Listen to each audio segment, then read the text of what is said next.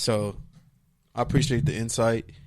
The one thing that I would push back on is the whole opening up based off of like communities, just because I don't think that's necessarily the case, because I know, like I said, in my own neighborhood, a lot of motherfuckers were not following the regulations. So I can't really say, why some parts are open and some parts aren't. But yeah.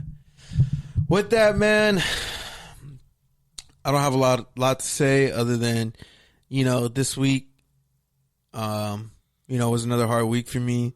I lost my paternal grandma, my grandma Isabel Camarillo, to COVID-19, really in probably about 8 days.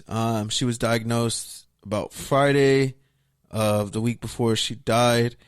And, I talked to her at the time, and she was in high spirits. She sounded okay. She sounded good.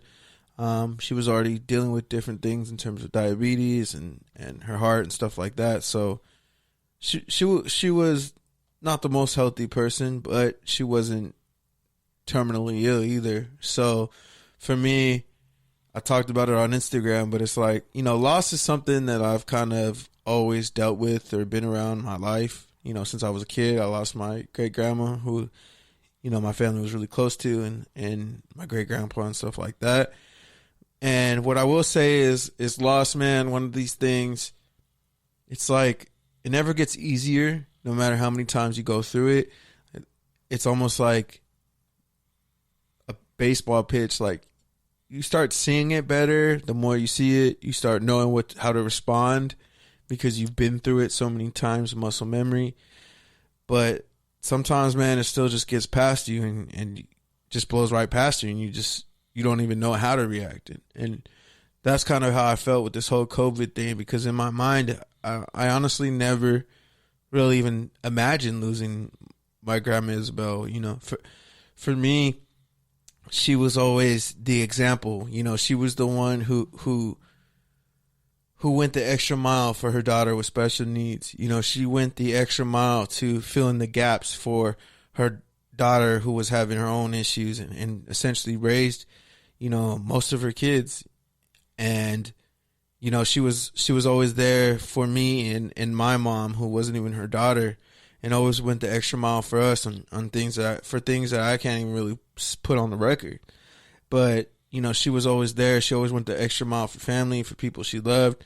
She punted away her retirement and her vacations and the good life that she should have had and should have deserved, and spent it on investing in the grandkids, her time and her resources, and making sure they always had a Christmas and always felt loved.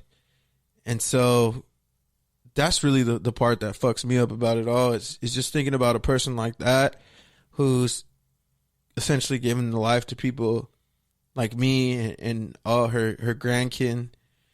And to just imagine that person dying alone in a hospital, in an ICU, on a ventilator, regardless of the choices that she made to get there, it just sucks for a person who provided a support system for so many people to have her final moments without that same support system that she gave and deserved. And so for me now, moving forward, what I've learned about grieving is grieving sucks. It does. But the good thing that grieving does, it makes you accept where you are, and it makes you accept that things are never going to be the same. But that doesn't have to be a bad thing, right? Because whatever you're going through, for all you know, it could be the bottom, or it could be just the middle, and you're gonna rise even higher than where you were.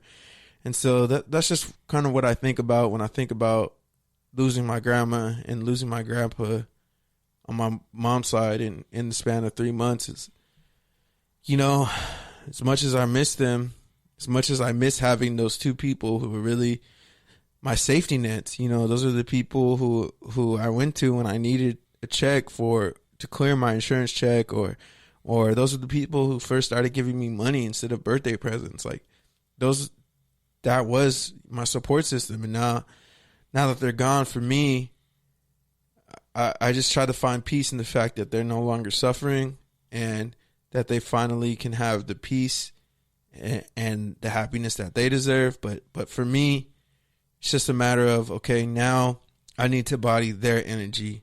Not that I need to be them or do what they did, but now I can just call on their energy whenever I need it and whenever I feel on it. And the same goes to all my cousins and to all, their kids and things like that is now, they're no longer here with us in one spot physically where we can go and check on them and visit them. But their energy is simultaneously with all of us through all the lessons and the teachings that they've taught us.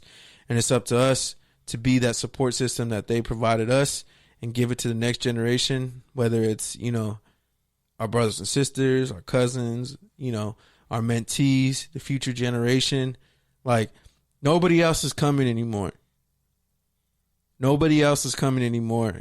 It's on us, especially with this COVID thing really targeting the older generation. Like, it's on us, the millennials, the middle millennials who know what it's like to grow up with the internet, but also what it's like to grow up without the internet. We're the people who are even more important now because we have to bridge that gap due to an older generation being killed off faster than they should. So shout out to everyone out there making the waves. Shout out to everyone who's out there mentoring the youth. I'm PD Camarillo. I'm Kenneth Berry. Yeah, man, and shout out to X Squad affiliate. Shout out to FBC Radio. Shout out to the LA Wildcats and the XFL if it ever gets back. And yeah, man, shout out to everyone who fucks with us, who supports us. Full press coverage.